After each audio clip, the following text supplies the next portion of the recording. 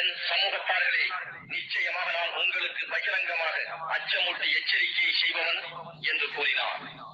அல்லாஹ்வையே நீங்கள் வணங்குங்கள், அவனுக்கு அஞ்சிக் கொள்ளுங்கள், எனக்கும் வழிபடுங்கள்.